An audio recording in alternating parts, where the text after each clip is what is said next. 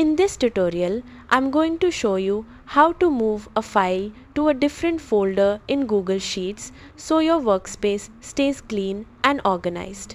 Don't forget to like and subscribe for more quick tutorials. First, open your Google Sheet and look at the top left corner next to the file name. You'll see a small folder icon. Click on it to open the Move window.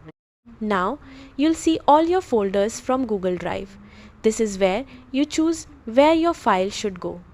Browse through your folders and click on the one you want. Once selected, click Move and your file will instantly be placed in that folder.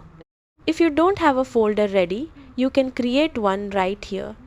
Click the New Folder option, give it a name, and select it as your destination. You can also move files without opening them.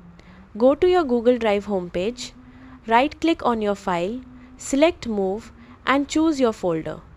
And that's it. With just a few clicks, you can keep your Google Sheets files organized and easy to find. If this helped you, give it a like, drop a comment, and subscribe for more quick and practical tutorials.